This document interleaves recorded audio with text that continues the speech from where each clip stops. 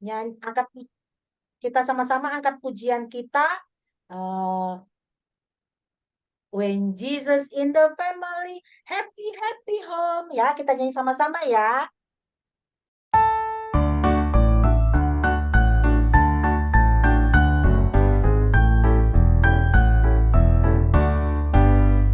Yesus di dalam rumahku, senang-senanglah, senang-senanglah, senang-senanglah. Yesus di dalam rumahku, senang-senanglah, senang-senanglah.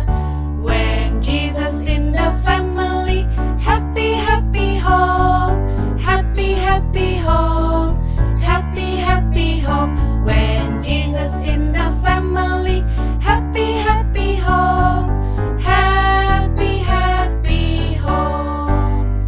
主耶稣在我家庭中，快乐快乐呀，快乐快乐呀，快乐快乐呀。主耶稣在我家庭中，快乐快乐呀，快乐快乐呀。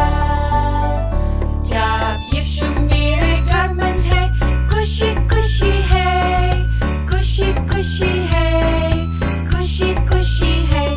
Jab Yesu mere garmen hai, kushi kushi hai, kushi kushi hai.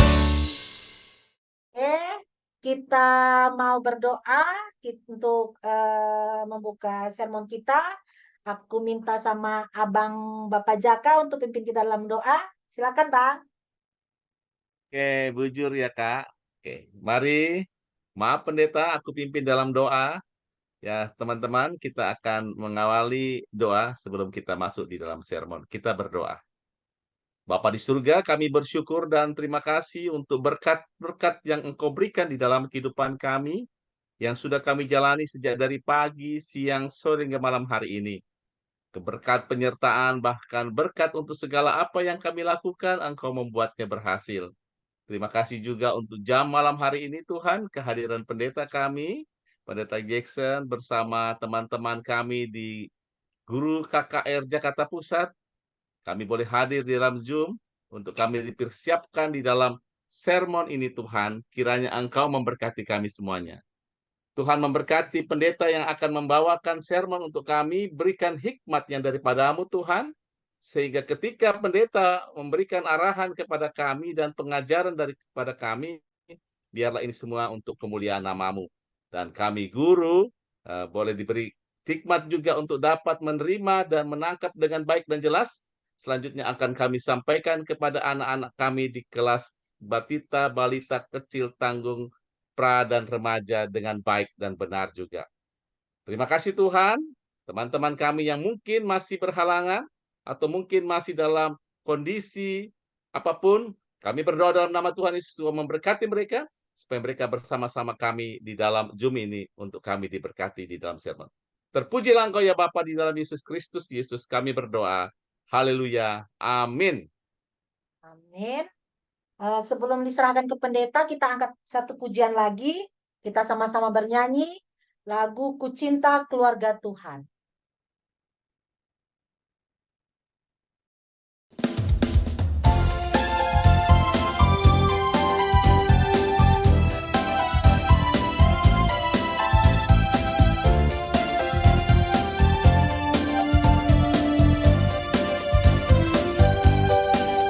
Ku cinta keluarga Tuhan. Ku cinta. Terjadi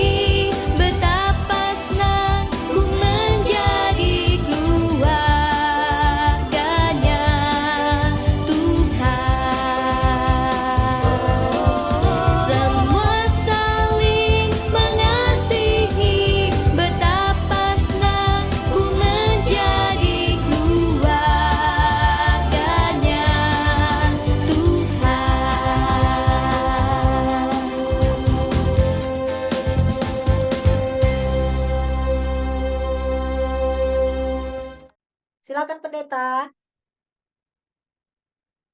Ya, baik. Selamat malam bagi kita semuanya. Kita akan memasuki bahan sermon kita untuk tanggal 19 November dan 26 November ya. Yang pertama kita akan baca dulu teksnya dari Kejadian 35 ayat 1 sampai 5.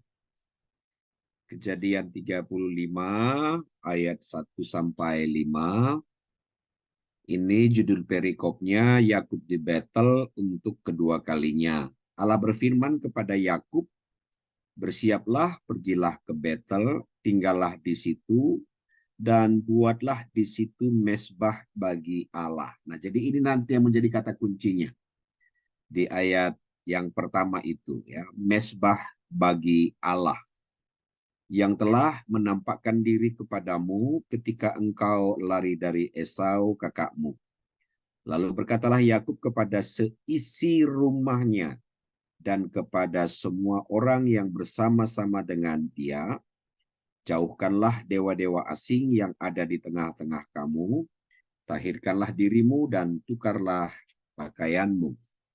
Marilah kita bersiap dan pergi ke Betel.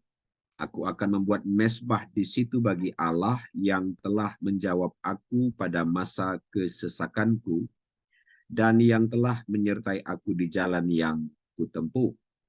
Mereka menyerahkan kepada Yakub segala dewa asing yang dipunyai mereka dan anting-anting yang ada pada telinga mereka, lalu menanamnya di bawah pohon besar di dekat Sikem.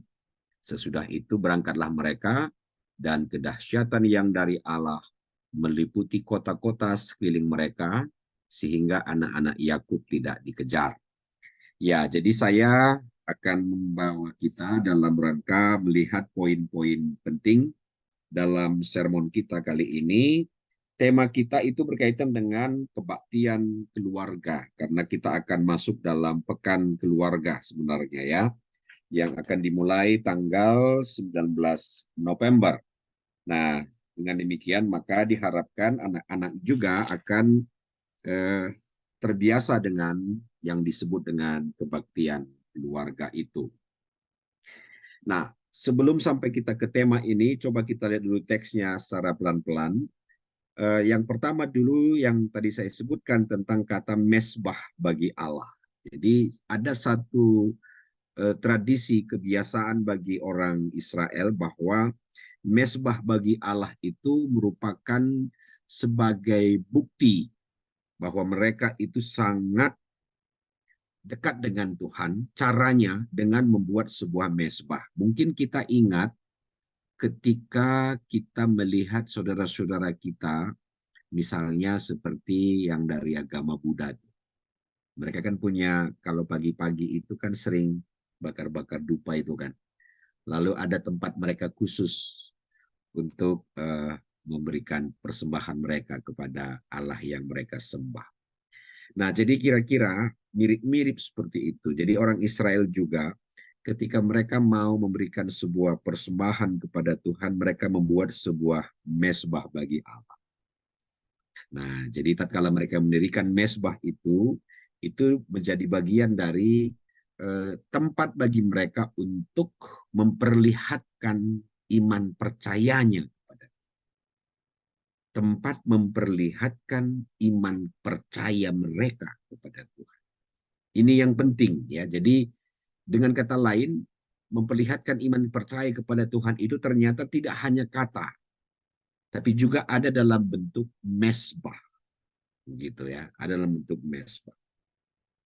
Nah, kemudian ketika mereka memperlihatkan itu, yang kedua yang perlu juga kita lihat tadi, bagaimana Yakub bersama dengan seisi rumahnya menjauhkan dewa-dewa asing. Nah, jadi dengan kata lain begini, ketika Yakub dan keluarganya mendekatkan diri kepada Allah, maka otomatis itu akan diikuti dengan bagaimana perilaku mereka yang menjauhkan diri dari dewa-dewa dan hanya mendekatkan diri kepada Allah. Gitu. Hanya mendekatkan diri atau tergantung kepada Allah. Itu maka tadi disebutkan di ayat selanjutnya tadi kan, misalnya di ayat 3 dan di ayat yang keempat, mereka menyerahkan kepada Yakub segala dewa asing yang dipunyai mereka dan anting-anting yang ada pada telinga mereka. Lalu Yakub menanamnya di bawah pohon besar. Artinya apa? Artinya apa yang melekat dalam diri mereka yang selama ini di luar Allah Yahweh, itu mereka buang semuanya. Gitu ya.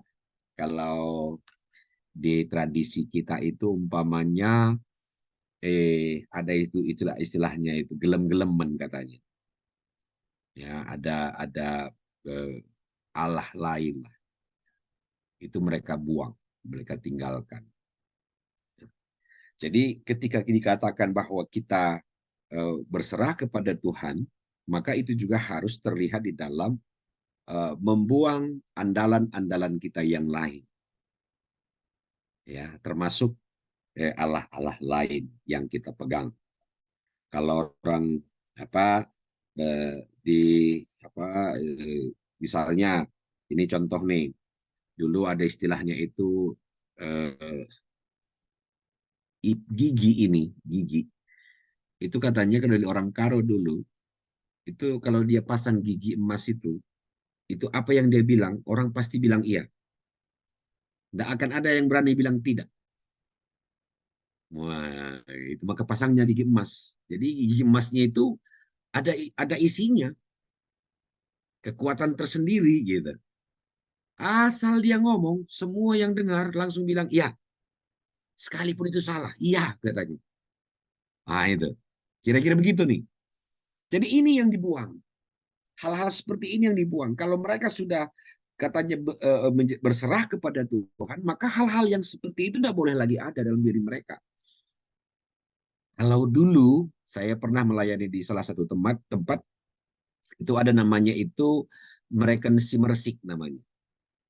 Jadi sakit terus ya, sakit-sakitan terus keluarga itu, anak-anaknya itu akhirnya dikasih semacam upacara orang Karo dulu. Jadi dipasanginlah di lengannya itu kayak tali padang teguh namanya di orang Karo itu. Bahasa Indonesianya apa itu ya? Itu biasanya tumbuh di lapangan. Itu nariknya itu susah kali, bentuk rumput dia. Itulah diikatkan ke sini. Lalu dikasih lagi pisau simersik namanya itu. Pisau itu kayak tupuk lada, ya. Tupuk lada itu dikasih supaya apa? Supaya mersik tendina katanya. Nah, itu orang Karo tuh. Nah, tapi akhir-akhir ini hal itu sudah mulai ditinggalkan. Yang melakukan ini Kristen. Sudah Kristen dia, begitu. Nah, tapi itu sebagai apa saja ya perbandingan dengan teks ini tadi bahwa Tuhan mau di keluarga Yakub itu hanya mengandalkan Tuhan. Caranya bagaimana? Membuat mezbah bagi Tuhan, tempat untuk menyembah Tuhan. Kira-kira begitu. Jadi mezbahnya itu tidak hanya di gereja, ya, tapi juga di rumah masing-masing. Nah, itu dia maksudnya. Ya, jadi pertanyaannya sekarang, apakah kita ajak anak-anak KKR nanti pulang dari kebaktian tanggal 19 November, lalu nyuruh bapaknya sama ibunya, ayo bikin mezbah di rumah. Itukah? Ya, tidak mesti dalam bentuk benda, tetapi dalam bentuk bagaimana anak-anak kita ini, yang pertama dulu, nanti kita motivasi dia di tanggal 19 itu, supaya yang pertama, mengandalkan Tuhan dalam doa-doa mereka. Apakah mau ujian, apakah mau berangkat sekolah. Jadi kalau kebiasaan kami di rumah ini, mamanya tiap pagi itu kalau si Tata ini mau berangkat sekolah, itu langsung didoain itu. Berdoa sama mamanya. Berdoa sama mamanya. Itu kalau pas mamanya nggak di rumah, itu bersama saya. Jadi kami bagi tugasnya. Mendoakan Tata untuk berangkat sekolah.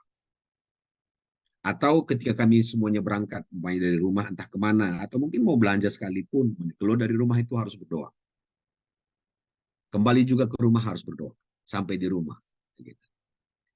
Nah, yang mau kita ajak anak-anak kita adalah jangan meninggalkan waktu mereka berdoa. Jadi itu yang bisa kita anjurkan kepada anak-anak kita, KKR nanti, supaya salah satu wujud dari kebaktian keluarga ini tadi. Apalagi kalau di kota besar seperti ini kan susah. Apalagi kalau anak-anak yang nyuruh orang tuanya berdoa itu susah. Tapi paling tidak mereka bisa mengingatkan orang tua bahwa pentingnya berdoa. Pak, berdoa dulu. Mak, berdoa dulu. Karena sering sekali anak-anak ini yang mengajak orang tuanya berdoa, baru kadang-kadang orang tuanya sadar. Nah gitu, jadi penting juga anak Adina orang Karo bilang, anak ngajari indong, nah katanya. Jadi penganak itu, kalau gendang orang Karo itu, gong kecil itu yang mengajari gong besar. Gitu ya. Jadi anak-anak kalau ketika bilang, Pak berdoa, Mak berdoa sebelum makan, sebelum pergi kemana, itu akan membuat orang tua akan sadar. Apalagi orang tua di Jakarta ini kan sibuk semuanya kerja, kan dikejar oleh waktu gitu ya, dikejar oleh waktu semua, kadang-kadang lupa waktu berdoanya pun. Gitu. Nah itu maka anak bisa mengingatkan orang tua untuk sebelum melakukan sesuatu berdoalah. Itu yang pertama. Yang kedua, yang perlu kita ajak anak-anak kita adalah eh, kalau di luar sana kan di sekolahan kan biasanya kan yang dinilai itu prestasi-prestasinya, siapa juara satu, juara dua, gitu ya, ranking kelas dan sebagainya. Kan kadang itu membuat anak-anak itu menjadi apa namanya akhirnya melupakan Tuhan. Yang penting kan aku juara dulu, aku kuasai bahan ini. Dan kurang menerima orang yang ranking 5, 6, apalagi ranking terakhir. Nah, lalu pesannya apa dari bahan kita ini? Anak-anak ini juga perlu kita ajari untuk melihat sisi Tuhan dalam setiap kehidupan mereka. Ya, jadi tidak hanya kalau Yakub dan keluarga tadi ada semacam Allah-Allah lain dalam diri mereka, mungkin Allah-Allah dalam bentuk modern saat ini itu tadi, iptek ini, teknologi ini. Seberapa lama anak-anak kita ini tahan lepas dengan HP dulu, itu kan ilah dalam bentuk sekarang ini. Nah, itu bagaimana mereka bisa mengendalikan HP, bukan HP yang mengendalikan mereka. Yang kedua, bagaimana mereka melihat kehidupan ini, prestasi ini bisa dilihat dari banyak hal, bisa dari akademiknya, bisa dilihat juga dari etikanya, dari sopan santunnya. Jadi tidak melulu, tidak semua orang pintar kan di dunia ini kan. Nanti kalau hanya orang pintar aja kita apresiasi, orang yang nggak pintar-pintar banget gimana? Apa nggak ada tempatnya di mata Tuhan? Enggak dong. Gitu. Nah, jadi anak-anak juga harus kita beri semangat itu. Supaya nanti jangan mereka lomba terus begitu nggak juara nangis. Atau begitu nggak juara protes. Gitu kan. Nah, lalu juri disalahin. Sering begitu ya. Ada porseni. Layak juara. Menempuh. Oh, nggak bisa. Jadi kita ajari juga anak-anak ini bahwa berprestasi itu bisa dalam bentuk banyak hal. Bisa dari akademik, bisa juga dari seni, bisa juga dari olahraga, bisa juga dari etikanya, bisa juga dari sopan santunnya, begitu ya. Hormat kepada orang tua. Apalagi sekarang ini kalau kita di media sosial itu sudah ada beberapa contoh ataupun di televisi begitu ya, ada anak yang justru mencelakai orang tuanya sendiri. Nggak dikasih uang, orang tuanya diusir dari rumah. Rumah masih rumah orang tua, bukan rumah anak. Ini ada masalah apa ini? Ini kan masalah etika ini. Ini kan masalah cara berpikir ini. Nah, ini kan masih ada dalam tanda petik. Dia tidak melihat etika hormat kepada orang tua itu sebagai berkat dari Tuhan. Gitu ya. Jadi ini antara lain. Jadi kita ajari anak-anak kita ini memiliki etika yang baik ya, juga di dalam kehidupannya. Jadi ketika kita bicara soal kebaktian keluarga, jangan dibayangkan soal liturginya.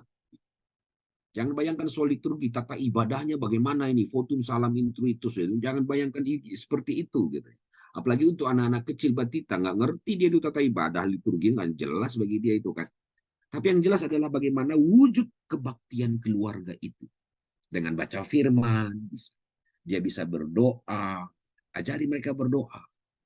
Sebelum belajar, sebelum makan, sebelum tidur. Atau mereka yang mengajak orang tua untuk berdoa. Ya, ini pasti akan menarik ini. Ya, ketika saya pernah contoh saja ini ya, saya pernah kaget ya dibuat sama si kalau nggak Tata itu si Aris kalau nggak salah. Itu ketika mereka masih anak kebaktian sekolah minggu gitu ya. Ternyata ada pesan dari gurunya. Pesan dari gurunya itu pas waktu itu berkaitan dengan ulang tahun Mamre. Nah, pas waktu itu ulang tahun Mamre, kira-kira begitu ya. Jadi kayaknya pesan dari orang tua guru sekolah minggunya waktu itu kepada, kalau nggak Aris, Tata waktu itu, salah satu dari mereka. Nanti sampai di rumah salami orang tua, bilang selamat ulang tahun Mamre, sehat selalu. Nah, cuma itu pesan dari guru sekolah minggunya. Sampai di rumah dia salamilah saya, selamat ulang tahun Mamre Pak, sehat selalu.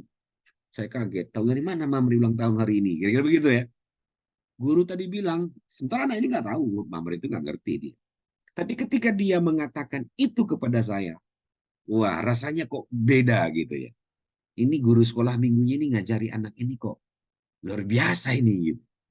Sesederhana itu. Sederhana itu kan. Selama ulang tahun Mamre, sehat selalu.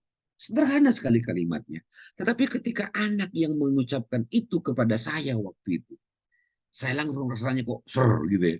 Rasanya kok beda gitu. Nah, jadi demikian juga kiranya tatkala ada anak yang mengajak orang tuanya berdoa. Itulah bagian dari kebaktian keluarga itu. Nah, dan satu lagi nanti, ingatkan juga anak-anak supaya mereka ikut di dalam mengingatkan orang tuanya untuk kebaktian di gereja. Itu juga bagian dari itu. Ya. Supaya mereka ikut di kebaktian di sekolah minggu, atau ke PJJ, atau PA Mamre, atau PA Moria, begitu. Anak perlu bisa juga mengingatkan itu.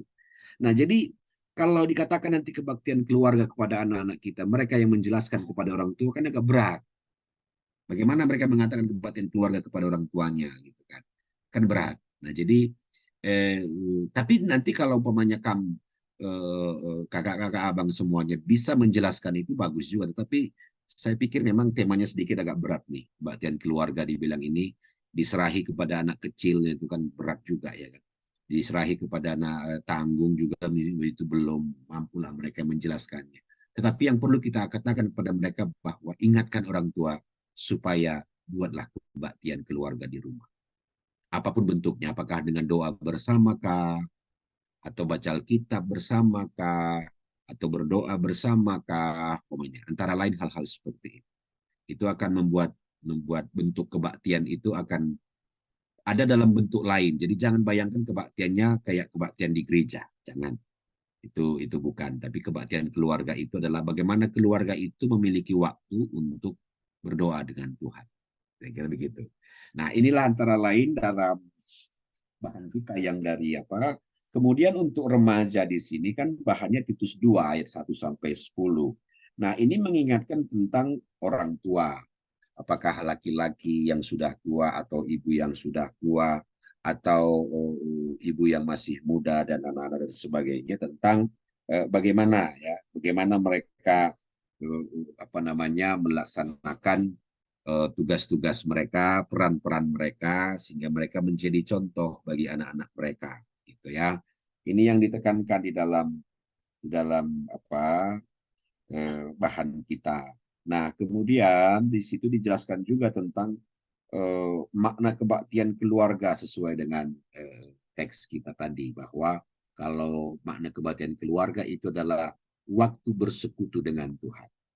Ke sana yang mau kita arahkan. Ya. Adanya waktu bersekutu, adanya waktu bersama untuk menyapa Tuhan, apakah lewat doa, apakah lewat baca firman, dan sebagainya, yang memungkinkan. Atau bernyanyi bersama, bisa juga. Dan kebaktian keluarga itu kan bisa juga di mana-mana kan bisa juga dilakukan. Gitu ya. Di mobil juga bisa saat mereka jalan, lagi sibuk-sibuknya, silakan begitu ya. Putar lagu rohani di situ, nyanyi bareng-bareng di mobil, bisa juga gitu kan. Jadi kebaktian itu nggak dibatasi oleh, dalam sekali lagi konteks kita ini tidak dibatasi oleh ruang dan waktu, tidak dibatasi oleh tata ibadah gitu ya. Nah, lain kalau di gereja itu berbeda ya kan, atau di sekolah minggu itu sudah di gereja, di sekolah minggu tiap-tiap kelas sudah ada urutan-urutannya. Tapi kalau di keluarga itu bisa dilakukan dengan bermacam-macam kreativitas yang boleh dilakukan oleh tiap-tiap keluarga. Atau mungkin juga kita sudah pernah punya ide bagaimana melaksanakan kebaktian keluarga di keluarga kita masing-masing, atau dengan orang tua kita dulu, boleh juga, ya kan? Misalnya saat makan bareng itu juga enak juga itu berdoa bersama, rasanya enak. Tapi kadang-kadang begini, kalau saat makan bareng itu doanya sekaligus sebagai kebaktian lah istilahnya dalam tanda petik, itu nanti bisa nasinya sudah dingin. Nah, karena kepanjangan doanya begitu ya. Jadi ikan-ikannya udah dingin, sayurnya juga udah dingin gitu. Nanti anak bisa protes, wah ini bapak ini doanya panjang kali, udah didoakan semuanya gitu ya. Nah, jadi mungkin ya kalau makan makan aja lah, kalau waktunya diatur gitu ya. Nah, dan sebagainya. Yang penting jangan pernah lupakan waktu bersama dengan Tuhan. Itu pesan utamanya. Bagaimana bentuknya? Nah, itu tiap keluarga tentu punya cara sendiri. Nanti kalau kamu punya tips juga bisa kita sharing ya, berbagi bersama dalam sermon kita kali ini. Oke, saya pikir itu sebagai pembuka topik kita. Kita boleh saling berbagi pengalaman. Saya balikkan ke moderator kita. Moderator kita siapa nih? Bapak Jaka atau Kak Nina? Hadir pendeta, hadir. Oh, Kak Nina ya? Oke, silakan Ya, Kak Nina. Silakan. oke. Terima kasih pendeta. Sekarang sebelum kita diskusi, kayaknya kita bagi kelas dulu. Kita bagi kelas untuk apa Mami Nandetiu yang atur atau gimana Mami? Lanjut aja, Kak Nina, nggak apa-apa. Oke, untuk kelas Lanjut aja. untuk kelas Batita menurut jadwal yang dibuat sama seksi sermon itu tanggal 19 Kak Anita dan Kak Peti. Bisa Kak? Aku minggu Tanggal berapa? depannya aja, Dek. Aku juga Oke. minggu depannya baru bisa, Kak. Kamu tanggal berapa bisanya Peti? Tanggal 26 ya? Tanggal 26. Ya, Oke, berarti tanggal 26 Kak Anita sama Peti ya. Ya. Nade Jaka tanggal 19 bisa? Aku 19. Oke, Bapak Tiu dan Nande Jaka tanggal 19 ya. Iya. 26 aku tugas. Oke, siap. Terus untuk kelas balita, Kak Lina Pelawi dan Nina Pinem. Kak Lina bisa? Kak Lina Pelawi bisa lah ya. Oke, untuk tanggal 26 ada Kak Novita, bisa Kak Novita tanggal 26? Bisa, Kak. Oke, Novita dan Kak Lina lagi bisa tanggal 26 Kak Lina? Bisa. Oke. Terus untuk kelas kecil menurut jadwalnya sebentar tadi.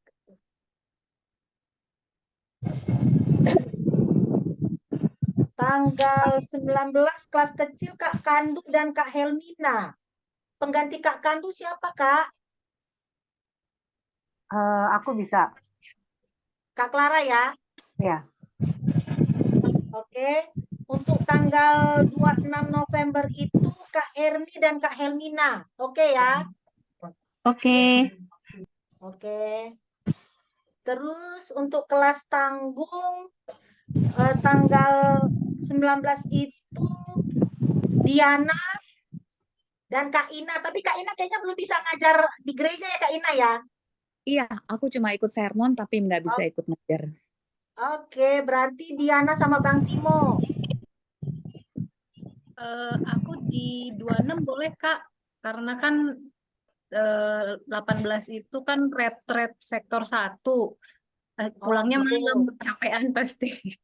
Oke, baiklah. Baiklah kalau begitu. Kita ini dulu. Diana tanggal 26 ya.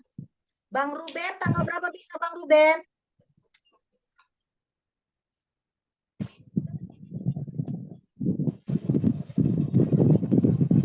Tanggal berapa aja bisa, Kak? Ya, Oh, maaf, tanggal berapa Kak. aja bisa? Tanggal berapa aja bisa? Oke, ntar kita lewatkan dulu ya. Di pra-remaja, Abang Bapak Jaka bisa? Bisa, oke. Abang Bapak Jaka di pra-remaja tanggal 19. Di sini guru remaja pra-remaja cuma Abang Bapak Jaka. Bang Ruben bisa di ini? Di remaja Bang Ruben tanggal 19? Bisa nggak? Bisa. Oke. Bang Ruben tanggal 19 di remaja. Terus eh sebentar ya. Kak Meli di kelas tanggung bisa Kak Meli tanggal 19?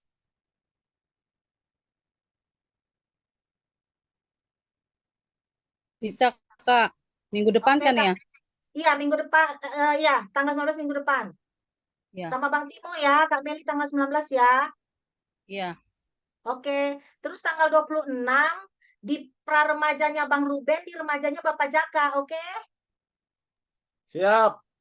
Oke, baiklah. Terus di kelas tanggung tanggal 26 Diana sama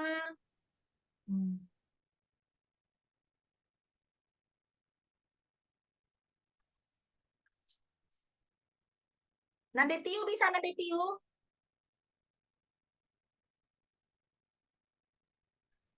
Di tanggal berapa, Kak? 26 di kelas tanggung sama Diana.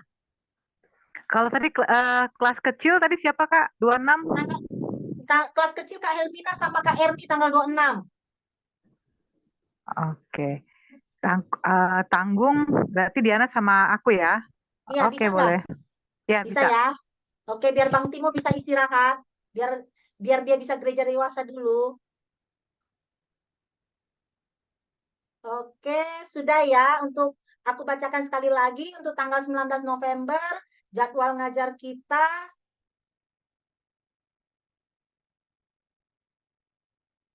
Tanggal 19 November itu Batita, Bapak Tiu sama Nande Jaka, Balita, Kak Lina dan Nina Pinem, Kecil Kak Helmina dengan Nande Tiu, Tanggung Kak Meli dan Bang Timo, Remaja Bapak Jaka, Remaja Bang Ruben.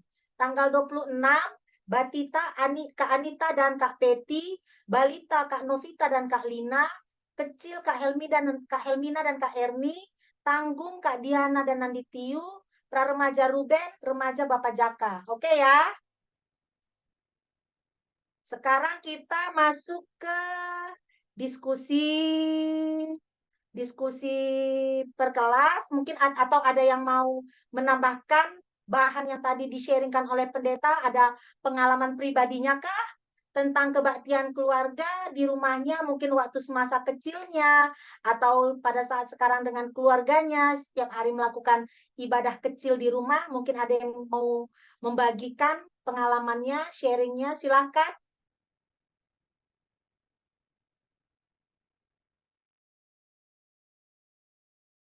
Ya, saya coba membagikan.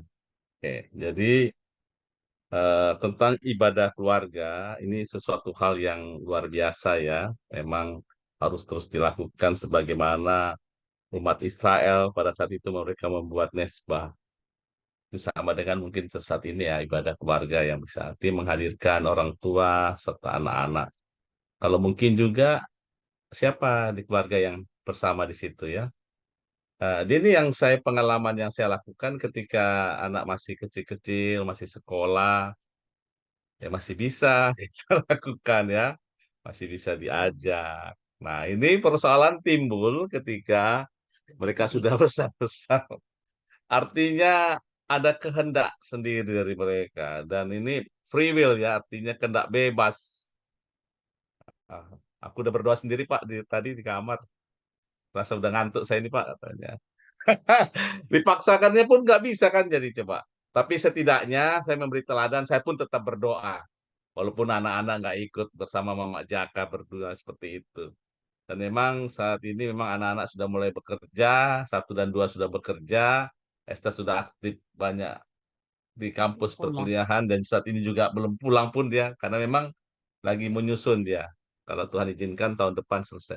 Nah ini juga kendala, tapi tetap kami memberi contoh eh, saya dan Mama Jaka seperti itu. Jadi seperti dikatakan pendeta tadi memang suatu luar biasa sebagai orang percaya, apalagi kita sebagai guru ya, setidaknya ini kan sesuatu hal yang dicontoh ya sama anak-anak. Pejabatan guru ini suatu luar biasa. Aku di gereja jujur aja ada pertua yang kalau ketemu saya, Pak Guru katanya. Jujur aja nih dalam diri saya ini satu yang bisa kayak pedang bermata dua, yang satu sesuatu hal yang beban ya, guru itu nggak bisa sembarang loh. Berucap itu harus benar-benar, bertingkah laku harus benar. Apalagi jujur aja yang namanya tahu tingkah laku kita kan hanya pasangan kita sebelah. Kalau mau ketahui jeleknya Bapak Jaka, tanya Mama Jaka. Kalau orang lain mungkin bisa saya tipu-tipu ya. Tapi kalau Mama Jaka tahu aslinya. Kayak apa Bapak Jaka. Tapi setidaknya ya sebagai anak Tuhan ya kita tidak luput dari hal-hal seperti itu. Tapi ya kembali ketika kita intim dengan Tuhan, ada Roh Kudus. Jadi jujur aja masih ada Roh Kudus yang berkata-kata. Kadang-kadang ya belajar juga peka suara Tuhan ya. Iya. Kontrol kadang-kadang memang sering suatu hal yang salah, tetapi setidaknya Roh Kudus masih berbicara. Itu mungkin yang bisa saya sharekan ya sebagai bentuk daripada apa yang pendeta katakan ibadah keluarga ini memang penting ya. Mama Jaka silakan tambahin. Udah satu kata katanya. Enda Ibas Kaminari Kak Nina, bujur. Makasih untuk Abang Bapak Jaka yang sudah ngasih pengalamannya bahwa ketika anak-anak masih kecil bisa dibuat kebaktian keluarga di rumah. Tapi sebenarnya intinya sih di orang tuanya sih, gitu kan. Anak-anak ngikut aja. Apalagi kalau masih kecil. Lain cerita kalau anak-anak udah kuliah dari luar kota, nah itu udah beda lagi. Tapi ketika masih kecil intinya di orang tuanya. Orang tuanya mau nggak di rumah baca firman sama anak-anaknya, mau nggak berdoa setiap hari sama anak-anaknya gitu. Mungkin ada lagi tambahan pengalaman pengalaman pribadinya, pengalaman rohaninya bersama keluarga, bersama anak-anak. Ada yang mau berbagi, sharing? Silakan Kakak Guru. Kalau untuk aku bilang diskusi per kelas kayaknya belum tercerahkan inspirasinya ya kok untuk bisa ketika ngajar nanti karena kita pasti butuh berkali-kali membaca firman-Nya baru keluar tuh apa yang mesti kita sampaikan ke adik-adik gitu kan. Nah, jadi sekarang kita sharing pengalaman pribadi kita. Mungkin adakah yang mau berbagi tentang pengalamannya ketika masih kecil ataupun ketika saat bersama keluarga saat ini yang dilakukan di rumah? Tidak ada. Mungkin aku sedikit kalau soal kebaktian keluarga, kami dulu sama almarhum bapak sama mama itu wajib di rumah bikin berdoa, nyanyi, berdoa, baca Alkitab.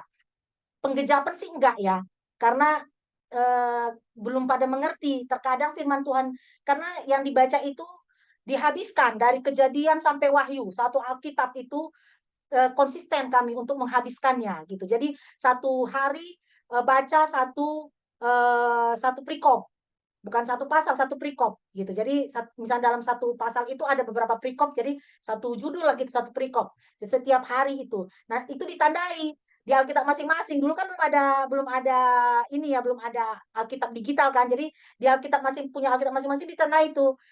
Jadi besok bahan yang mana, besok yang lusannya, jadi nggak boleh terlewat gitu kan. Nah, tapi itu salah satu cara orang tua untuk konsisten biarpun hanya membaca bukan penggejapan firman Tuhan, biarpun hanya membaca Alkitab, bernyanyi, berdoa, baca Alkitab. Yang aku ingat dulu almarhum bapak pernah bilang, kita semua sibuk. Bapak sibuk, mama sibuk dari pagi sampai malam. Anak-anak sibuk, sekolah, les, segala macam. Nggak ada waktu kita untuk ngobrol, untuk kumpul, kata almarhum bapak dulu. Inilah caraku supaya kita bisa kumpul, katanya kayak gitu. Jadi semua wajib. Dan aku ingat banget di rumah itu diberlakukan jam malam. Mau anak perempuan, anak laki-laki, waktu almarhum bapak masih hidup, jam 7 malam sudah harus kumpul di rumah. Apapun ceritanya tidak boleh keluar lagi gitu. Jadi sampai aku SMA itu jam malam berlaku. Pas aku kuliah baru karena di luar kota baru nggak ada lagi pemberlakuan jam malam. Jadi kalau dulu sampai aku SMA kami semua berlaku jam malam. Gitu. Jadi jam 7 udah harus sampai rumah. Karena jam 7:30 udah kumpul untuk doa gitu kan. Cuman sebentar, nggak sampai 1 jam, setengah jam udah selesai gitu. Baca Alkitab, doa. Cuman ya itu kalau dibilang anak-anak pas masa itu, aku sebagai anak, apaan sih? Udah capek juga, males-malesan. Udahlah, dipanggil berkali-kali sampai bapak itu gedor pintu kamar. Keluar nggak? Kalau nggak keluar, bapak nggak kasih uang jajan besok. Gitu, sampai ancamannya nggak kasih uang jajan. Sekarang saking takutnya nggak dapat uang jajan kan, keluar dari kamar gitu. Jadi itulah sampai pakai ancaman-ancaman bapak itu supaya supaya mau kumpul gitu, supaya mau minimal baca Alkitab lah di situ kumpul. Nah itu tapi yang sekarang kurasakan, oh kayak gini rupanya. Sekarang baru bisa. Ketika sudah pisah dari orang tua, baru oh maksudnya bapak itu seperti ini gitu. Jadi dapat ininya. Ketika masih kecil ya nggak ada gitu. Cuman ya ketika sudah jauh dari orang tua, yang ditanamkannya itu baru mengerti. Oh ternyata maksudnya bapak itu melakukan seperti itu, oh seperti ini. Supaya kita bisa membatasi diri, supaya kita bisa ingat sama Tuhan. Karena ketika jauh dari orang tua itu justru serangan itu banyak gitu. Untuk anak-anak muda dekat sama orang tua aja banyak serangannya, apalagi jauh dari orang tua gitu kan. Jadi dari kecil mungkin dia orang tua berusaha membentengi, jadi eh, ketika udah jauh baru terasa gitu. Mungkin itu sedikit dari aku sharing tentang kebaktian keluarga yang dulu diwajibkan oleh Bapak melalui paksaan ya. Aku itu paksaan dengan berbagai macam ancaman diberikan kepada anak-anak supaya mau ikut gitu.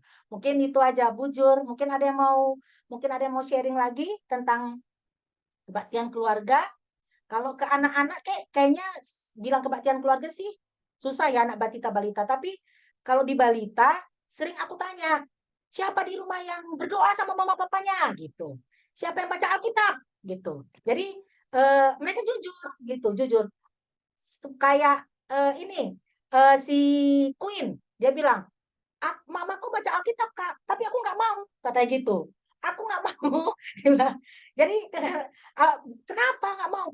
Ah lama, bosen katanya kayak gitu. Jadi dia jujur dibilangnya. Mamaku baca Alkitab Kak, sampai aku confirm ke mamanya bilang, aku baca Alkitab di rumah Kak, tapi Queen-nya ini nggak mau katanya gitu. Jadi ada anak-anak yang mamaku baca Alkitab Kak, mereka dengan bangga bilang, mamaku baca Alkitab Kak, sama mama tuh sama papa. Kadang sama mama aja, sama papa jarang, nah gitu. Tapi itu mereka ada kejujuran dari anak-anak balita yang ketika aku ngajar selalu aku tanya, karena menurutku mungkin berdoa dan baca Alkitab itu bukan cuma di gereja, di rumah harus tiap hari sama orang tua berdoa, gitu kan. Mungkin itu yang bisa mungkin sedikit ditanyakan ke adik-adik tentang kebaktian keluarga gitu. Ya hal kecil seperti itu sih mungkin bisa aku sharingkan sedikit. Ada lagi? Sedikit tadi berkaitan dengan nanti bisa juga begini, supaya nanti nggak terlalu susah kita menjelaskan tentang ibadah keluarga itu. Saya punya usul kalau nanti memungkinkan, kita bisa bagi foto atau gambar tentang keluarga yang berdoa, ayah, ibu, dan anak di situ. Bisa, itu juga gambarnya bisa. Apalagi di ruangan yang sudah ada TV-nya, ini contohnya, atau suruh mereka mewarnai. Bisa juga yang memungkinkan nanti untuk mewarnai. Supaya lebih, oh ini maksudnya ibadah keluarga itu ya. Kira-kira begitu ya. Misalnya, itu salah satu cara ya. Oke, kita lanjut ke bahan kedua. Sebelum kita lanjut ke bahan kedua, kita nyanyi. Kita angkat satu pujian kita. Kita bernyanyi lagu Melayani Lebih Sungguh.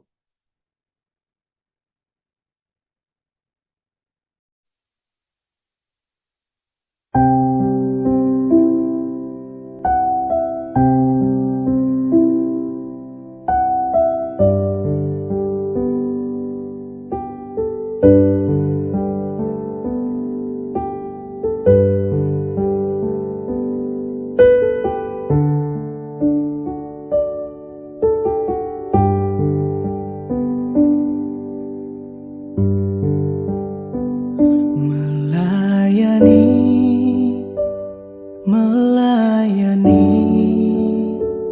lebih sungguh,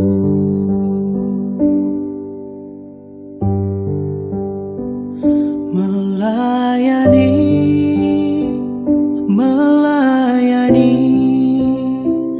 lebih sungguh.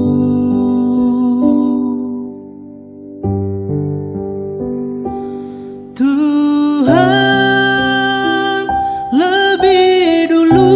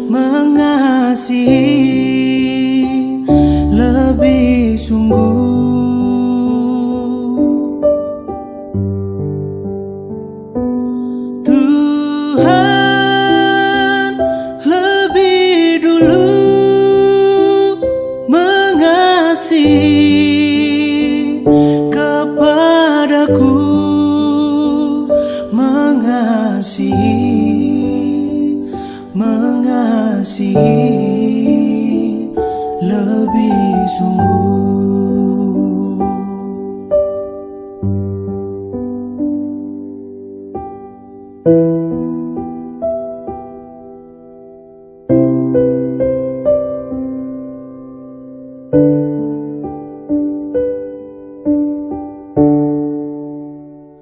Mengampuni, mengampuni lebih sungguh.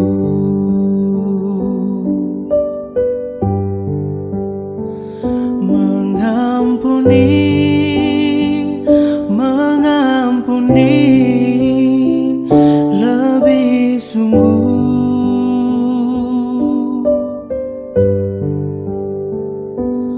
Tuhan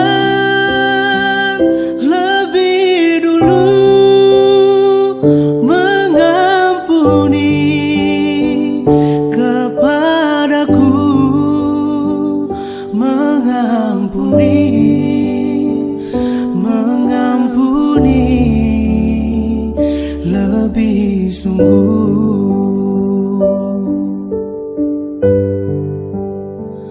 Mengampuni, mengampuni lebih sungguh.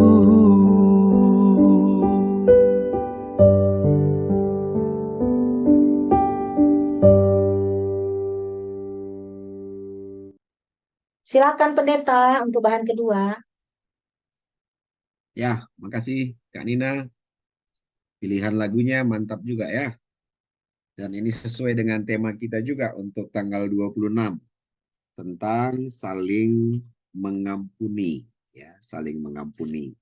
Nah, jadi di tanggal 26 itu kejadian 33, 1 sampai 11. Nah, ini kisah tentang Yakub berbaik kembali dengan Esau.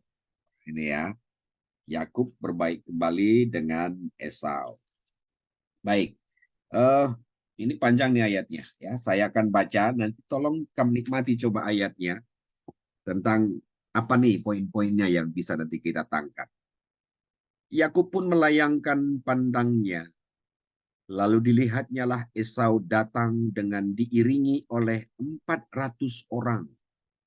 Maka diserahkannyalah sebagian dari anak-anak itu kepada Lea dan sebagian kepada Rahel serta kepada kedua budak perempuan itu. Ia menempatkan budak-budak perempuan itu beserta anak-anak mereka di muka, Lea beserta anak-anaknya di belakang mereka, dan Rahel beserta Yusuf di belakang sekali.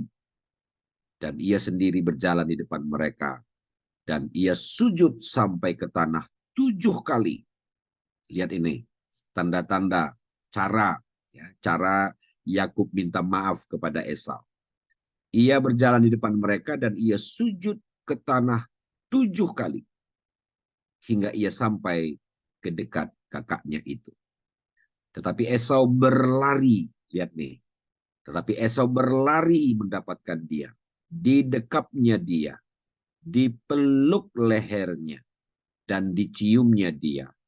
Lalu bertangis-tangisanlah mereka. Kemudian Esau melayangkan pandangannya.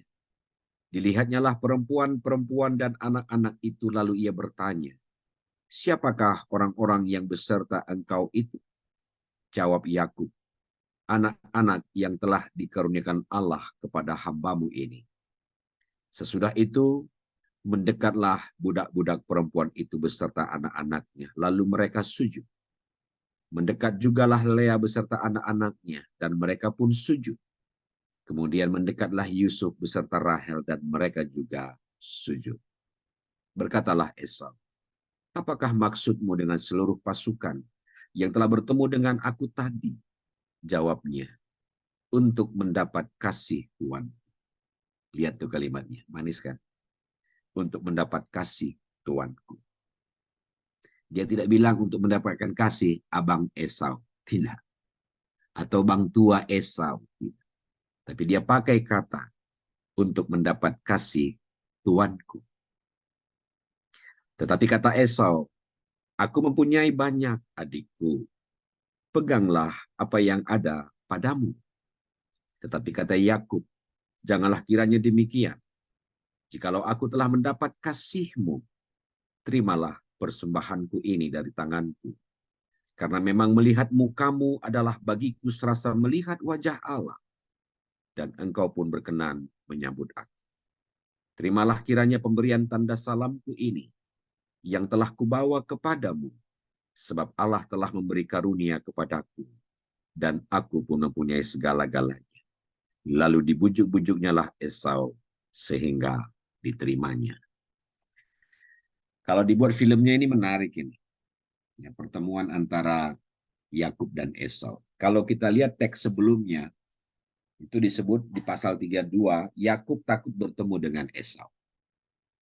Ya, Yakub takut bertemu dengan Esau. Jadi tidak gampang rupanya, tidak semanis teks tadi perasaan Yakub tatkala bertemu dengan Esau. Dia bergumul betul ketika dia harus kembali bertemu dengan saudara kembarnya yang pernah dia tipu dulu. Nah, oleh karena itu pesan pertama dari bahan kita tanggal 26, jangan coba-coba menipu. Itu nanti kepada anak-anak sekolah minggu itu sampaikan nih. Jangan coba-coba menipu, jangan coba-coba membuat sesuatu yang sifatnya akan merugikan orang lain. Apakah lewat kata, perbuatan, dan sebagainya. Karena memperbaikinya tidak gampang. Ya, memperbaikinya itu tidak gampang. Nah, itu dulu yang pertama. Jadi, kita ajari anak-anak itu supaya jujur. Ya. Yang kedua, dari teks kita tadi, bagaimana cara yang dibuat oleh Yakub. Ya. Cara yang dibuat oleh Yakub, kalau istilah kita di orang Karo itu, Yakub ini terlebih dahulu itu membuat istilahnya luah. Ada luah, ada oleh-oleh lah kira-kira begitu. Ada semacam upaya awal untuk mengurangi emosi Esau. Ada upaya Yakub supaya emosi dari Esau itu nanti tatkala melihat dia itu tidak naik darah dia, tapi justru akan cooling down, tenang. Nah, untuk itu dia memberikan, kalau kita perhatikan ayat-ayat sebelumnya, ya, pertama dulu ayat 11. Lepaskanlah kiranya aku dari tangan kakakku, dari tangan Esau, sebab aku takut kepadanya. Jangan-jangan ia datang membunuh aku juga ibu-ibu dengan anak-anak. Itulah ketakutannya. Nah, untuk itu maka dia memberikan beberapa luah tadi, persembahan untuk Esau. Itu dia 13 dan seterusnya. Yaitu 200 kambing betina, 20 kambing jantan, 200 domba betina, dan seterusnya, dan seterusnya. Tujuannya apa? Ayat 20. Sebab pikir Yakub, baiklah aku mendamaikan hatinya dengan persembahan yang diantarkan lebih dulu. Kemudian barulah aku akan melihat mukanya. Mungkin ia akan menerima aku dengan baik. Nah, jadi ada semacam upaya awal dari Esau.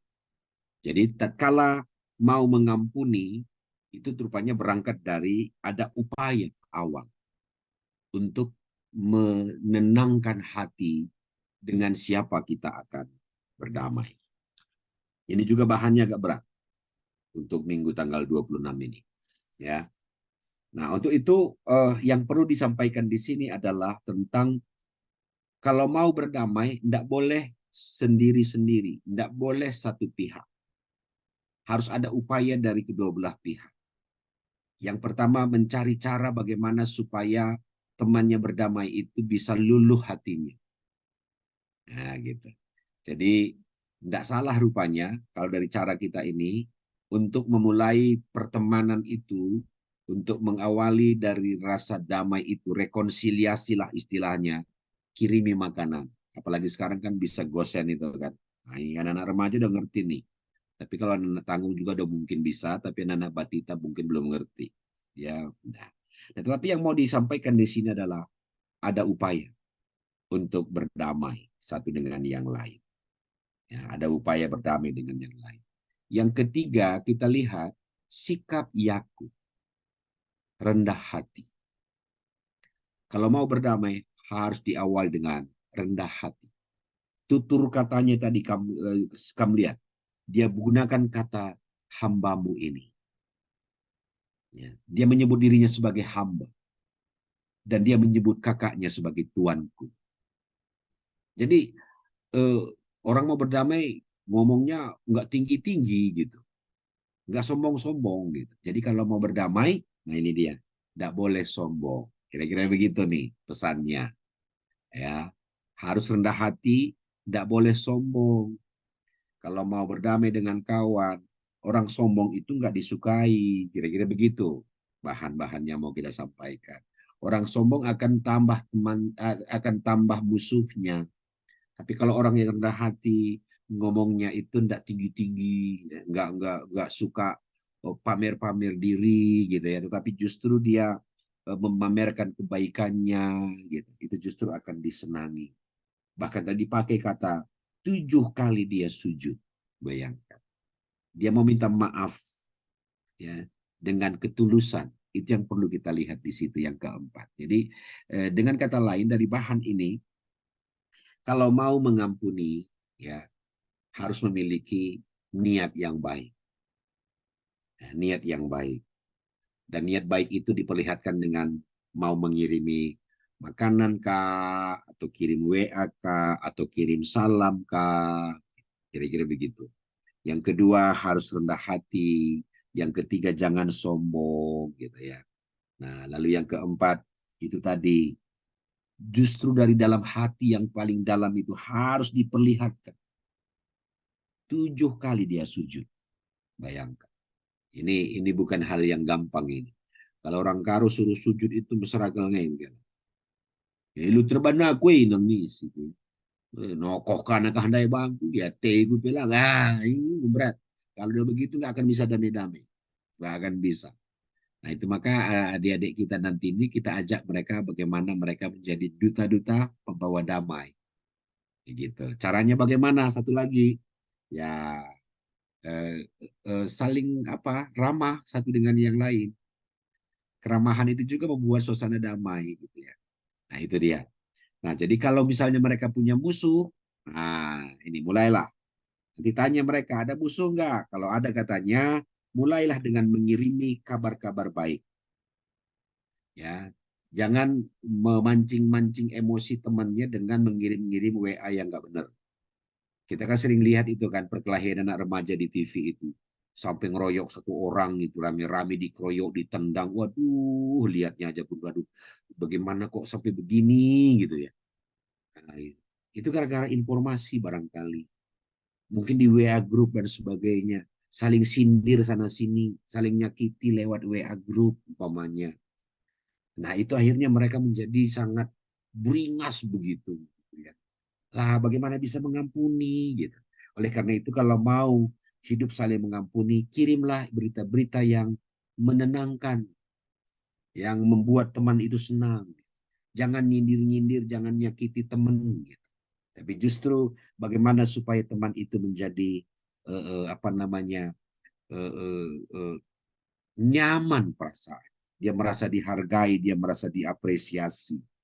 Karakter itu yang perlu kita kembangkan.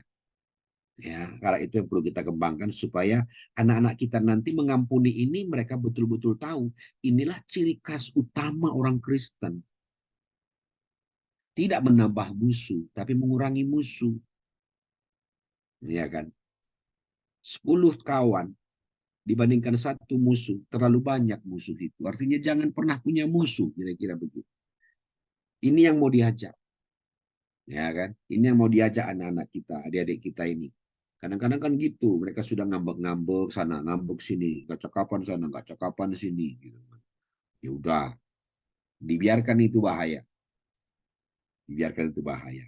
Nah, oleh karena itu mari mengampuni, itulah gaya hidup Kristus. Gaya hidup Kristus. Ya, itu maka dia mau mati untuk kita. Ya, dia mau mati untuk kita. Nah, dan di Nanti ayat pendukungnya lagi untuk remaja khususnya, itu nanti dari Efesus 4. Ya, Efesus 4, ayat 30 sampai 32. Ya, saya baca buat kita. Dia bilang begini, dan janganlah kamu mendukakan Roh Kudus Allah yang telah memeteraikan kamu menjelang hari penyelamatan. Segala kepahitan, kegeraman, kemarahan, pertikaian, dan fitnah hendaklah dibuang dari antara kamu. Demikian pula segala kejahatan. Tetapi hendaklah kamu ramah seorang terhadap yang lain, penuh kasih mesra, dan saling mengampuni, sebagaimana Allah di dalam Kristus telah mengampuni kamu. Nah, jadi nanti kita ajak anak-anak kecil sampai anak-anak remaja bahwa mengampuni itulah kemenangan orang Kristen. Bukan membalas kejahatan dengan kejahatan. Bukan membalas perlakuan mereka. Itulah baru kemenangan Onda. Kemenangan Kristen justru adalah tatkala kita mampu mengampuni teman-teman yang berbuat salah kepada kita. Bukan karena kita nggak berani ngelawan dia, bisa aja kita ngelawan. Tapi karena itu bukan ciri khas Kristen yang sejati, maka kita tidak akan mau melakukannya. Biasanya kalau orang yang mau mengampuni, itu biasanya lebih ceria wajahnya. Ya kan? Lebih semangat hidupnya. Makan pun enak. Ikan teri nggak pakai sambal pun keriban negeri. Karena pusungnya mau mengampuni. Tapi coba kalau ikan 2 BPK di situ, B1 di situ, arsik di situ. Tapi lem balas dendam aja pengennya. Udah, nggak enak semuanya itu. Gitu ya. Nggak enak. Nah, itu maka nanti kita cari ya adik-adik kita untuk mau mengampuni. Jangan nyimpan-nyimpan kesalahan orang. Nyimpan-nyimpan kesalahan orang itu hanya akan membuat yang nyimpan kesalahan itu menderita sendiri. Gitu. Jadi nanti kasih tahu sama adik-adik kita, jangan didaftar, jangan dibuat list dosa-dosa temannya ya. Tapi buatlah list kebaikan temannya. Kalau kita buat list kebaikan temannya, wah itu yang akan membuat anak-anak ini akan merasa nyaman hidupnya. Gitu. Ya, jadi itu ya. Jadi pasti tiap anak-anak ini dia punya rasa ada orang yang dia nggak suka. Pasti ada. Tapi kalau ada, nah itu tadi. Cobalah mulai sekarang. Apalagi ini mau Natal nih. Kirimi nanti dia ucapan selamat Natal. Atau mungkin di teman kelasnya. Ya, yang pernah di kelas dulu saya masuk kelas berapa dulu, Tanggung ya. Dia dibully di sekolah katanya. Jangan kirim karun Natal, karena yang bully dia itu kan bukan Kristen ya kan. Jangan selamat Natal, dibilang sama yang berbeda agama, wah perang lagi kayak Palestina Israel lagi sekarang nanti kan gitu kan. Nah, mungkin nanti pada saat temen gitu ya udah nggak usah dibalas, ketemu aja senyumin aja, gitu. Nggak usah dibalas. Gitu. Kira-kira begitu, menghindar.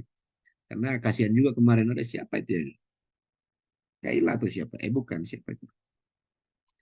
Yang siapa? Yang adik dia anaknya dia kan kita itu ya. Yang dia dibully di kelas itu katanya, karena dia satu-satunya Kristen di kelasnya itu. Nah, jadi kasihan sebenarnya. Tapi lalu bagaimana menghadapi situasi seperti itu? Doakan saja. Gitu. Doakan saja, sebut namanya dan doakan. Itu cara mengampuni salah satu yang beda agama dengan kita. Sebut namanya dan doakan. Doakan supaya dia sadar, bukan doakan supaya dia mati, jangan. Nah, supaya dia sadar akan salahnya.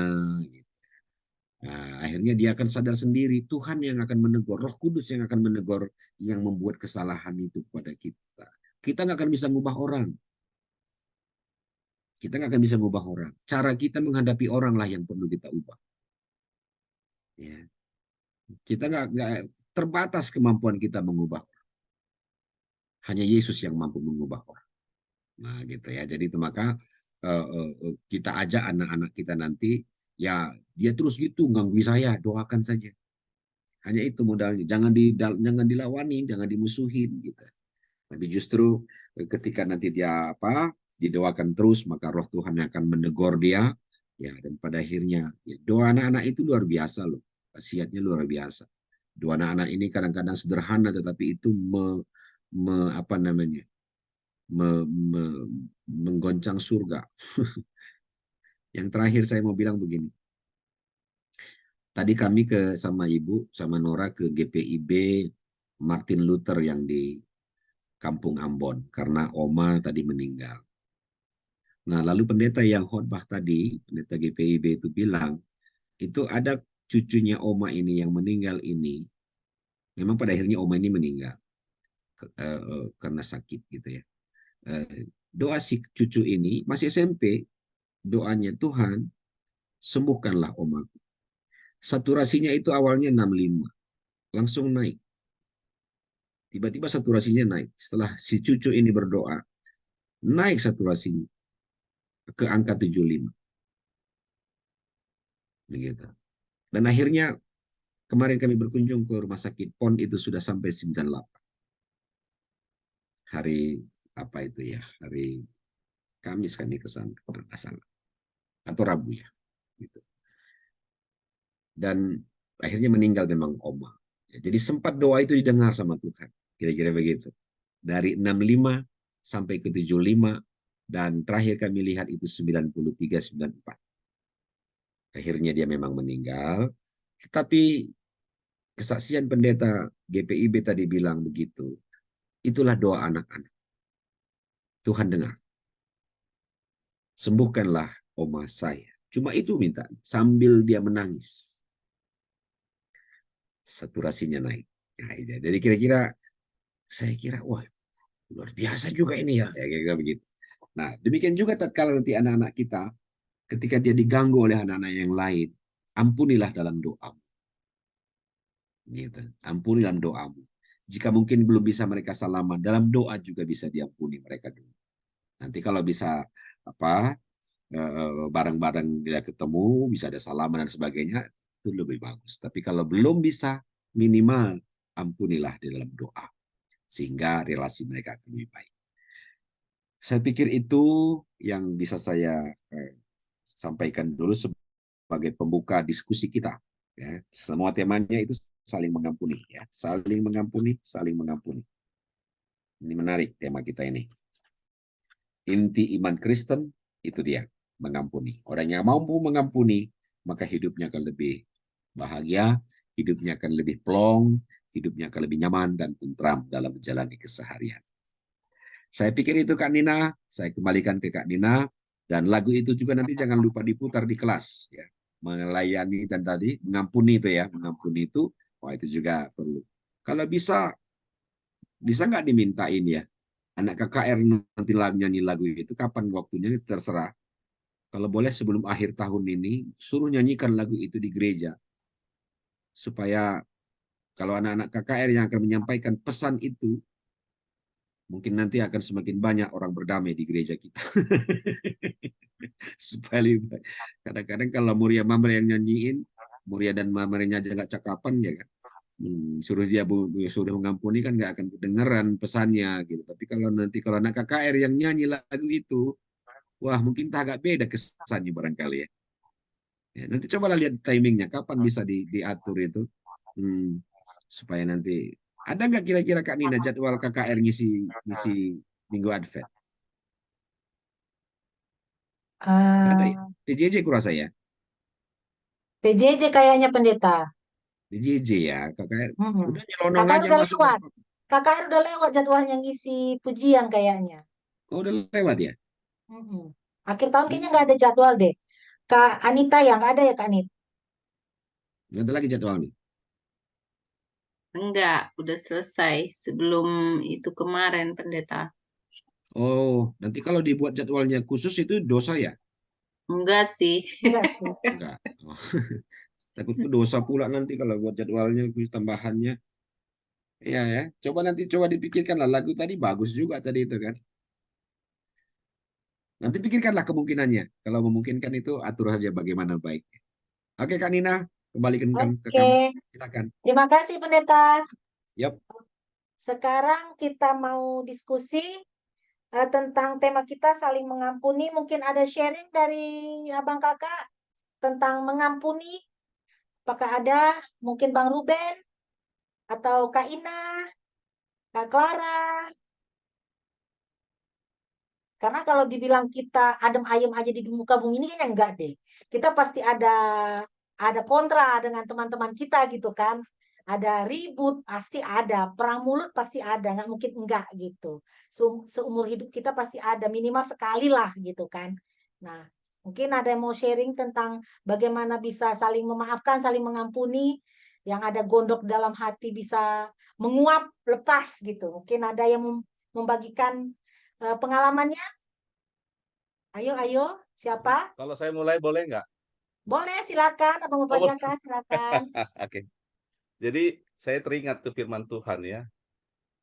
Tinggalkan persembahanmu dan berdamailah kamu. Balik lagi kasih persembahan. Satu poin penting ya, berdamai. Di surga itu berdamai semuanya. Terus satu lagi ya gitu. Yang menjadi penghambat doamu ketika engkau tidak berdamai dengan saudara. Nah ini dua kata ini sebenarnya menjadi satu hal di dalam diri saya. Ya kalau gitu ya kita berdamai-damai aja lah ya. Gak usah cari masalah kalau gitu kan. Ya sama, saya jujur aja, saya tipe orang marah, tapi nggak lama.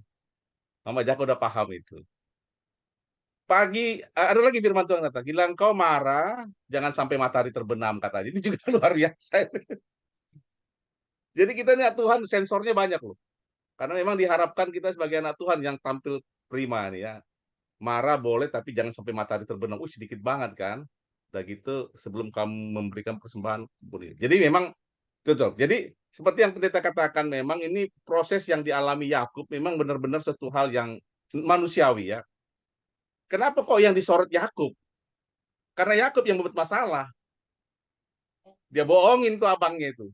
Dia kabur, lari dari rumah. Jadi permintaan maaf ini boleh kata lain kembali ke rumah nih ceritanya. Yakub kembali ke rumah. Tetapi dengan suatu syarat dia harus berdamai dulu dengannya. Ini upaya yang sungguh luar biasa diadakan Yakub. Ini pergumulan. Saya rasa ini pergumulan Yakub juga ya. Biar bagaimanapun tuh saudara kandung. Satu rahim. Satu bapak, satu ibu. Nggak mungkin ini berpisah terus. Nah, satu hal yang boleh saya boleh bersaksikan di dalam forum ini. Satu darah ini nggak bisa pecah loh. Ya. Saya umpamakan suatu keluarga, kita sudah menikah, ada orang lain di dalamnya. Kalau dalam satu keluarga itu ribut, nggak bisa namanya pecah, yang namanya satu darah. Mungkin kalau lain darah masih bisa. Nah, tetapi lebih daripada itu, di dalam Tuhan, walaupun lain darah, kita harus bisa berdamai. Walaupun itu berat. Nah, ini yang terjadi ya. Sebagai anak Tuhan, satu poin yang saya lihat lebih dari kita sebagai anak poin, ketika kita diajarkan Tuhan untuk mau berdamai. Artinya, ada sesuatu hal diharapkan supaya kita tidak sombong. Ada sesuatu hal diharap kita rendah hati. Ada sesuatu hal yang diharapkan kita untuk dapat sesuatu hal yang baik yang kita lakukan. Jujur aja ya, saya pernah juga marah kepada seseorang, benci kepada seseorang. Saya juga nggak banyak ngomong. Kalau saya marah sifat saya diam, nggak ngomong, saya diam apapun diam saya kata. Tapi saya nggak bisa, saya melukai diri saya. Saya ini bukan orang tipe pendiam. Saya tipe orang senang berbicara. Jadi sudah menyalahi aturan diri saya. Makanya, wah, menderita saya ini. Ketika saya bermusuhan dengan orang, saya menderita. Saya katakan saya menderita banget. Apalagi sama istri. Menderitanya lebih daripada itu. Bayangkan teman hidup, teman tidur kita ribut kan Kak. Wah, luar biasa ini ya. Makanya saya bilang sengsara berasa ini kalau apalagi sama istri. Biar bagaimanapun harus berdamai terus dengan istri. Nomor satu. Kalau sama anak-anak, dengan istri akur, anak-anak pasti akur.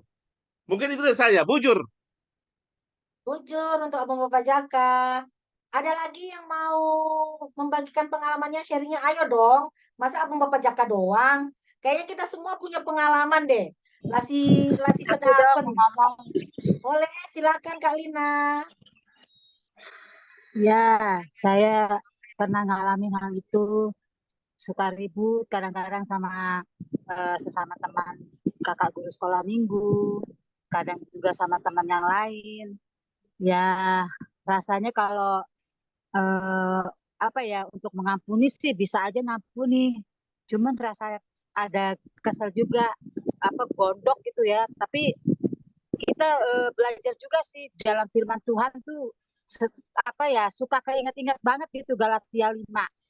Kadang-kadang kalau Galatia 5 itu kan apa aja yang bisa kita ikutin dalam ada kasih, harus lemah lembut katanya kan. terus kemurahan, kesabaran. Rasanya berat banget gitu ya.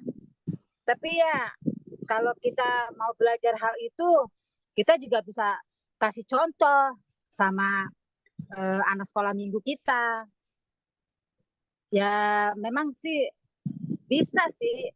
Artinya rasa kekesalan kita itu ini loh hilang begitu aja gitu ya. Tapi puji Tuhan, kalau kita ingat-ingat lagi kesalahan orang lain ataupun rasa kesel itu, bisa lah kita bisa maafkan, bisa ampuni. Walaupun dalam hati tuh rasanya kesel, udah salah nggak mau ngaku salah, gitulah istilahnya ya. Makanya kadang-kadang kalau kita ketemu sama orang, ngobrol-ngobrol, usianya udah lebih dari itu. Apa sih resepnya gitu kan? Ya resepnya kita nggak usah banyak mikir, nggak usah kesel, nggak usah marah-marah. Oh gitu ya? Ya iya, pokoknya enjoy aja lah. Buang pikiran jauh-jauh, marah-marah atau itu. Nah dengan hal itu jadi nginget gitu kan. Kita juga bisa mau belajar seperti itu. Kadang-kadang kita juga suka selisih sama keluarga. Banyak ngalahnya saya gitu loh. Banyak ngalahnya. Nah, kadang-kadang ada yang muji juga.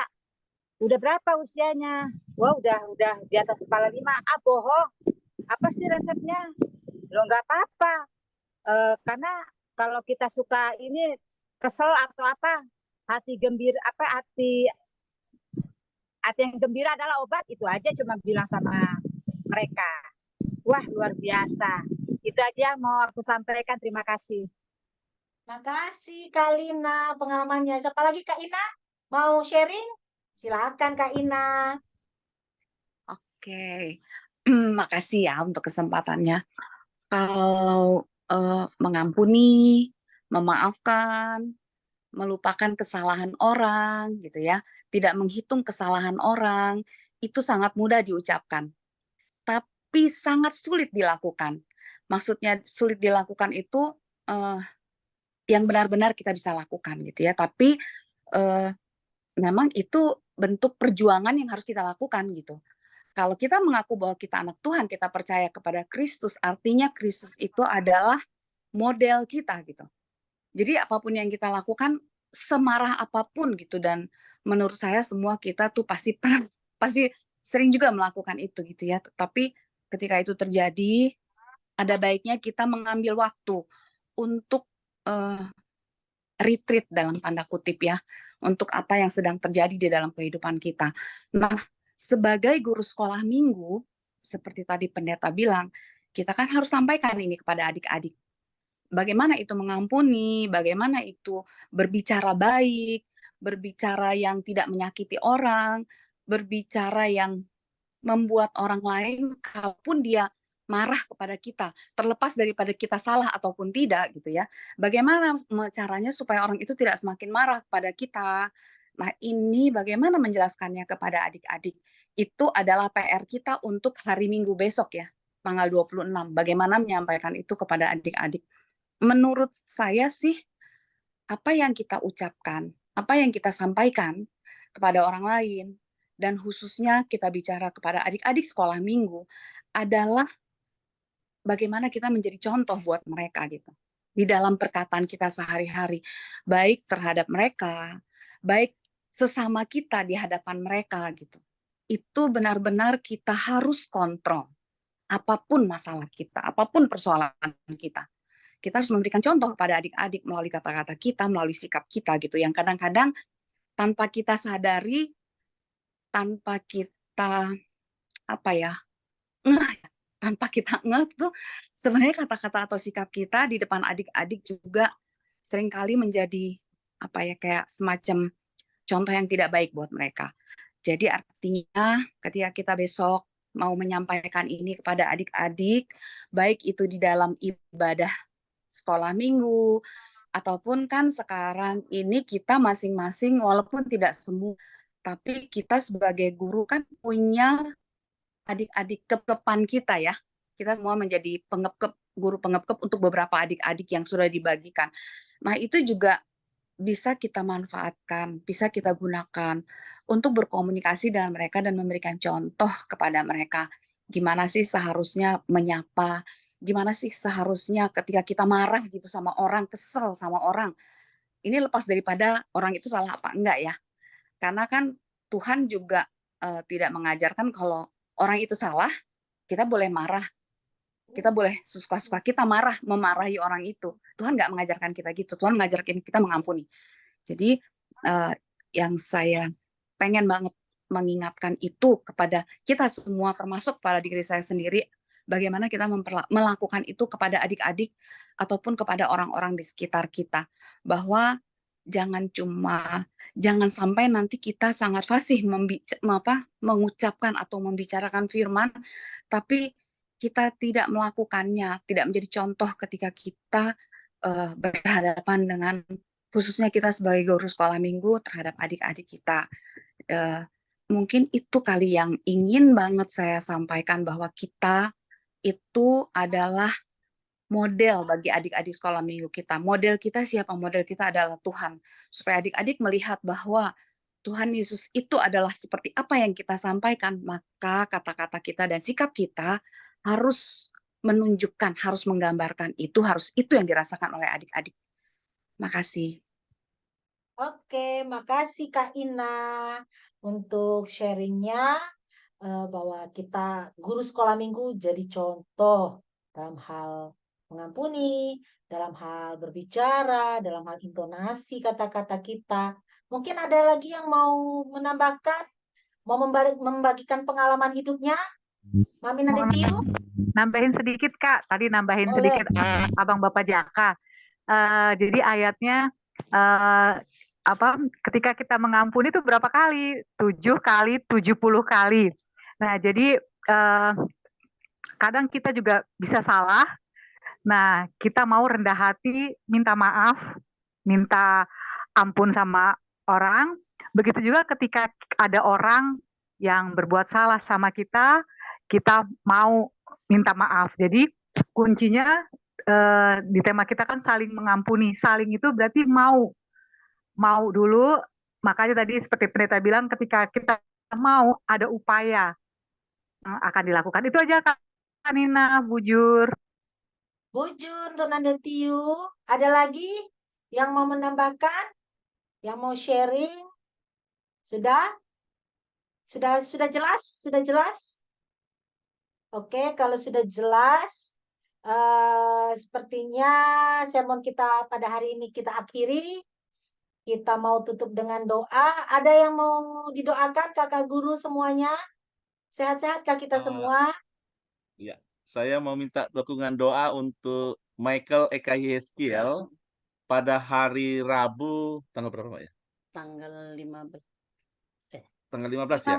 15 Itu ya. dia akan menjalani tindakan operasi batu ginjal di ginjal sebelah kiri di RSPAD. Selasa masuk. Jadi Selasa sudah masuk dan dilaksanakan tindakan hari Rabu tanggal 15 November ini. Mohon dukungan doa dari pendeta dan teman-teman kita semuanya supaya berjalan dengan bagus dan dapat pemulihan ke depan. Bujur. Oke. Untuk Michael tanggal 15 operasi. Ada lagi? Aman kita semua ya, sehat-sehat semua ya. Nggak ada yang sakit kan? Kayaknya itu pendeta tambahannya untuk doa syafaatnya pendeta, untuk doa terakhirnya. Oh, apa yang bawa? Bukan Kak Iya Nina. dong, iyalah pendeta lah. Kan kami butuh diberkati sama pendeta. Jadi doakan kami semua guru-gurunya juga supaya tetap semangat setia melayani.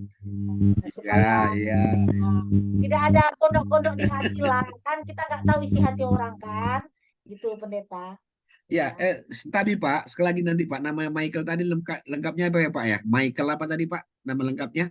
Michael. Namanya Michael Eka Yeskiel Sitepu. Eka Yeskiel. Ya. Operasi ginjal. Ya, ginjal sebelah kiri. Batu ginjal di sebelah kiri. Operasi Oh, batu batu ginjal. ginjal. Ya, batu ginjal. Oh, beda Pendeta. dengan, iya beda ini. Batu ginjal sama operasi ginjal beda. Ya, batu ginjal. Oh, batu ginjal ya. Pengangkatan batu ginjalnya. Oke Pak, oke Pak. Tanggal 15 ya Pak ya. Ya, hari Rabu, Pendeta, di Oke. SPAD. Yuk, Makasih, yuk. Pendeta. Iya, iya Pak, iya Pak. Iya Pak. Udah kan, Nin? Udah pendeta, silakan. Baik, mari kita bersatu di dalam doa. Allah Bapa yang di surga yang penuh kasih dan rahmat, kami boleh mengakhiri sermon kami di malam ini. Kami meyakini sungguh bahwa masih banyak sisi-sisi Alkitab, ayat Alkitab untuk bahan mengajar kami tanggal 19 dan 26 yang masih boleh kami gali terus. Namun dalam keterbatasan waktu dan pikiran kami mohon Tuhan menyempurnakan setiap persiapan yang kami lakukan untuk kelas yang telah dibagi Kak Nina tadi bagi kami semua. Sehingga kami boleh mengajar di tiap-tiap kelas, baik di minggu tanggal 19 dan tanggal 26 November yang akan datang. Tuhan, dalam keterbatasan kami, dalam kekurangan kami mohon Tuhan menyempurnakan dan memampukan kami menyampaikan dua bahan yang berat ini di 2 minggu ke depan. Kami yakin bahwa Tuhan akan memberikan kami kemampuan ekstra sehingga bahan yang berat boleh dengan ringan dan enteng dan gampang diterima oleh anak-anak sekolah minggu kami. Kami yakin sungguh Tuhan lebih hebat dibandingkan kami mampu memikirkannya. Untuk itu Bapa, sempurnakanlah kedua bahan yang telah kami bahas di malam ini, sehingga Tuhan akan menumbuhkannya di hati para teman-teman kami guru ini yang akan bertugas tanggal 19 dan 26 yang akan datang. Dan kami yakin juga bahwa Roh Kudus Tuhan akan menguasai hati setiap anak-anak kami yang mendengar tiap firman yang dibagikan oleh kakak dan abang guru kami ini semua. Sehingga anak-anak kami akan mendapatkan bekal iman berdasarkan Alkitab yang disampaikan bagi mereka. Bapa, sertai selalu semua guru-guru kami ini, supaya mereka sehat selalu, diberkati selalu di dalam keluarga, rumah tangga, pekerjaan, dan kehidupan mereka. Pelayanan mereka baik di gereja maupun dalam kesehariannya. Dalam pekerjaannya sehari-hari pun Tuhan sertai dan lindungi. Jangan tinggalkan mereka ya Tuhan. Karena mereka dengan segala daya upaya yang mereka miliki, mencurahkan hati mereka untuk melayani anak-anak KKR kami. Sungguh, ini merupakan sebuah karya besar yang mereka lakukan. Biarlah Tuhan berkati, lindungi semua guru-guru KKR kami ini, sehingga mereka akan senantiasa merasakan lawatan Tuhan, menyempurnakan dan menghidupi mereka dengan cinta kasih Tuhan. Secara khusus kami mendoakan kekelengan kami Michael Eka Yehezkiel, yang rencananya tanggal 15, hari Rabu ini, akan pengangkatan operasi batu ginjal sebelah kiri di RSPAD. Tuhan persiapkan segala sesuatunya. Beri ketenangan kepada Michael, supaya Tuhan senantiasa memberikan dia kenyamanan, ketenangan, Roh Kudus Tuhan menjaganya. Malaikat Tuhan yang terbaik selalu menjaganya. Dan juga semua tim medis dan peralatan yang digunakan pun Tuhan sertai. Supaya melalui peralatan yang digunakan, maka pelayanan terbaik akan dilakukan buat Michael. Sehingga operasi batu ginjalnya akan sukses dan Michael akan semakin sehat dalam lindungan Tuhan. Semua keluarga juga Tuhan sertai dan lindungi. Kami juga mendoakan Kak Nina yang telah menata acara kami dari awal sampai akhir. Semuanya sudah berjalan dengan baik. Dan juga menyediakan lagu-lagu yang baik buat kami, yang cocok buat kami untuk bahan-bahan kami 19 dan 26. Tuhan sertai juga Kak Nina di dalam aktivitas dan keluarganya. Bapak, jika sebentar lagi kami akan berpisah, sertai kami di malam ini. Dan juga pertibakan kami di esok hari di Ahad Kudus Tuhan, untuk boleh kami bersama-sama melayani anak-anak Tuhan di gerejamu. Bapa, di atas segalanya ampunkan kami atas segala salah dan dosa yang kami perbuat, supaya kami layak disebut anak-anak Bapa. Di dalam nama Yesus, kami telah berdoa kepadamu. Amin.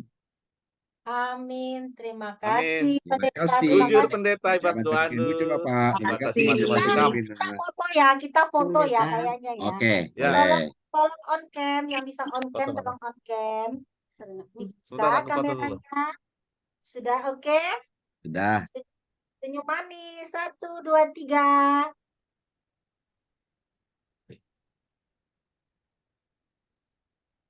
Oke, sudah. Oke. Terima kasih Bujur. Bujur, Pendeta. bujur Terima semuanya. Sampai jumpa. kasih. Terima kasih banyak, Terima kasih. Pendeta. Dadah. Sampai Pendeta. jumpa. Pendeta. Oke. Terima kasih. Pamit.